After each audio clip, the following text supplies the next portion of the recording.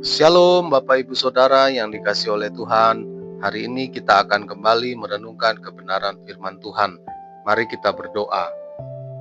Bapa di sorga, di dalam nama Tuhan Yesus Kristus, kami mengucap syukur untuk kasih yang Tuhan berikan dalam hidup kami. Hari ini kami mau dibekali melalui firman-Mu, sebab kami percaya firman-Mu adalah kekuatan. Dalam nama Tuhan Yesus Kristus, haleluya, amin. Firman Tuhan hari ini berjudul Hidup Kekal, Mengenal Tuhan dengan Benar. Yohanes 17 ayat 3 mengatakan, inilah hidup yang kekal itu, yaitu bahwa mereka mengenal Engkau, satu-satunya Allah yang benar, dan mengenal Yesus Kristus yang telah Engkau utus. Bapak Ibu Saudara yang dikasihi oleh Tuhan, kata mengenal bukan sekadar kita tahu siapa Tuhan kita.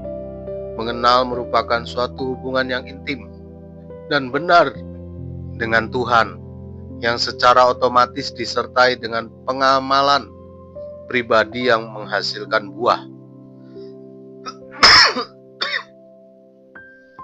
Buah yang dimaksudkan adalah buah pertobatan. Jadi hasilkanlah buah yang sesuai dengan pertobatan.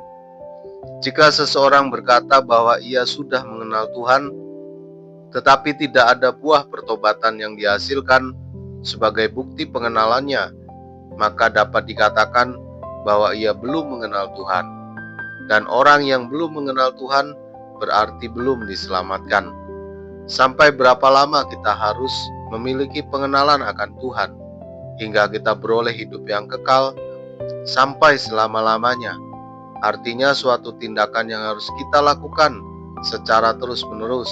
Sebab hidup kekal itu bukan sekedar berbicara tentang kerajaan sorga, tetapi suatu hubungan yang karib dengan Tuhan sampai selama-lamanya. Sudahkah kita memiliki keintiman dengan Tuhan secara pribadi?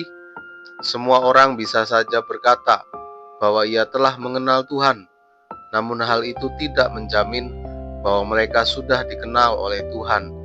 Dikatakan, tetapi orang yang mengasihi Allah, ia dikenal oleh Allah. Jangan sampai kita menjadi orang Kristen selama bertahun-tahun, tapi pada akhirnya Tuhan berkata, aku tidak pernah mengenal kamu, henyalah daripadaku kamu sekalian pembuat kejahatan. Jadi saudaraku, kita bisa mengasihi Tuhan jika kita memiliki pengenalan yang benar akan Tuhan. Mari kita ingat bahwa kita diselamatkan bukan karena perbuatan baik yang kita perbuat, tetapi karena kasih karunia melalui iman kita, di mana iman itu datang dari pengenalan akan Tuhan secara benar melalui firman-Nya. Adapun iman yang benar mempunyai dua unsur, percaya kepada Tuhan Yesus sebagai Tuhan dan percaya kepadanya sebagai juru selamat. Sebab jika kamu mengaku dengan mulutmu bahwa Yesus adalah Tuhan dan percaya dalam hatimu bahwa Allah telah membangkitkan Dia dari antara orang mati, maka kamu akan diselamatkan.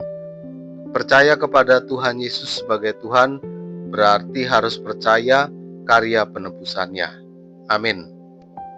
Terima kasih buat kebenaran firman-Mu hari ini yang mengingatkan, meneguhkan kami mengenai hidup yang kekal.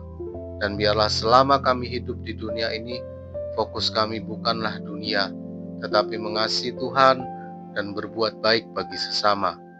Berkat-Mu atas kami hari ini, dari pagi, siang, hingga malam. Kami juga tetap berdoa buat bangsa kami Indonesia menjadi bangsa yang kuat, bangsa yang besar. Kota di mana kami tinggal menjadi kota yang kuat, dijauhkan dari bencana, dan biarlah penduduk kota ini mempunyai keinginan untuk berbuat yang benar. Berkati juga rumah tangga kecil kami, supaya mempunyai hubungan yang baik dan ada damai sejahtera yang dari Tuhan.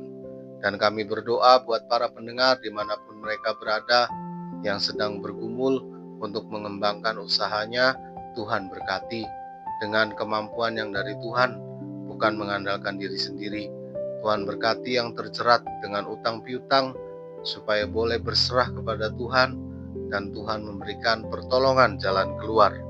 Yang sakit, anaknya, ayahnya, ibunya, keluarganya, Tuhan tolong berikan pemulihan. Terima kasih damai sejahtera atas kami semua, dan biarlah kami saling mengasihi di dalam nama Tuhan Yesus Kristus. Haleluya. Amin. Selamat melanjutkan aktivitas. Tuhan Yesus memberkati. Elroy, Tuhan melihat.